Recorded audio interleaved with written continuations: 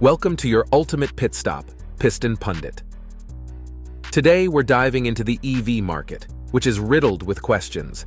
Growth has hit a speed bump, and the middle class seems hesitant to embrace this new technology.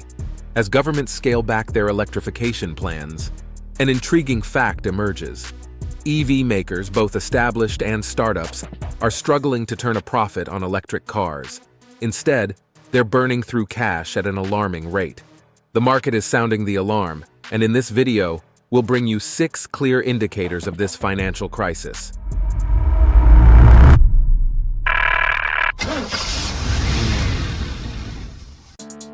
Indicator number 6. Startups are running on empty.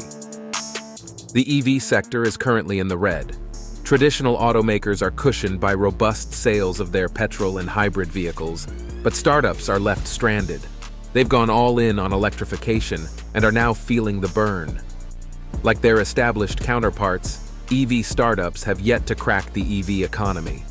They're losing thousands on every car they produce due to supply chain issues, high raw material costs, and production inefficiencies. Rivian, despite strong funding from Amazon, is a prime example. Insider reports suggest that Rivian spends around $200,000 on average to produce an EV, while the average sale price is around $81,000. While some startups are still attracting new investors, others like Canoo are flashing warning signs. Last September, Canoo had just $6.8 million in cash and equivalents, a steep drop from the $415 million it had in 2022. In general, almost all EV startups, including Tesla, are struggling. Reports show a massive decline in revenue, falling share prices, and drastic measures to reduce cash burn, including layoffs. For instance, Tesla recently cut 10% of its global workforce. Indicator number 5. Fisker's future is looking foggy. Fisker had a turbulent year, reporting significant losses. Given this financial turbulence, it's unsurprising the company expressed doubts about its ability to continue operating over the next 12 months. It needs cash and new investors to survive, but recent stock trades suggest a challenging road ahead. In just 1 week in March, its stock plummeted from 75 to 40 cents. The struggle is evident, primarily driven by low sales numbers. Last year, Fisker produced just over 10,000 electric SUVs, but only half found owners. Another hurdle for Fisker is its unconventional business model of outsourcing almost all of its production. For instance, its Ocean SUV is produced in Austria by Magna. As a result, Fisker lost $463.6 million in the final quarter of last year, despite generating $200 million in revenue. With these figures in mind, the company is making desperate moves to stay afloat, including laying off 15% of its workforce. Will such measures save Fisker from bankruptcy? It's doubtful, but if it does file for bankruptcy, it wouldn't be the first time. Indicator number 4. GM revs up hybrids again. GM, one of the first traditional automakers to commit to an all-electric future, is now facing the harsh realities of the EV market. Despite investing billions in new technologies like the problematic Ultium platform, GM's ambitious plans to sell 400,000 EVs annually by 2026 have hit a roadblock due to market slowdown. GM's best performance so far has been just over 100,000 units, largely thanks to the now discontinued Chevy Bolt. With the recent EPA revisions in electrification plans, GM is putting its major EV projects, including the all-electric Chevy Silverado and GMC Sierra, on hold. Meanwhile, GM dealers, understanding buyer preferences better than anyone, are pushing for the return of hybrids. As gas-electric vehicles gain traction, GM has announced plans to introduce a few hybrid models in the near future.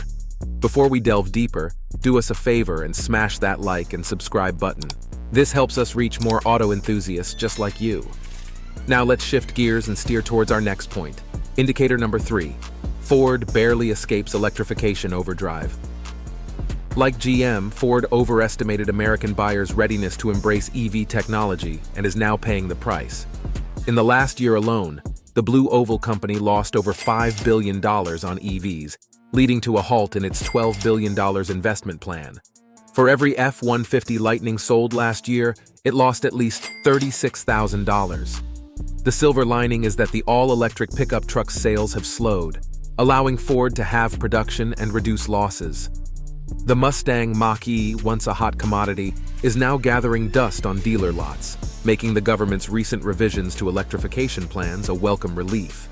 In short, the F-150 Lightning underperformed, prompting Ford to shift its focus to its hybrid version. Coupled with major reliability issues and safety concerns, it's now time for consolidation. Ford is set to focus on hybrid technology and continue to reap huge profits from its ICE F-Series.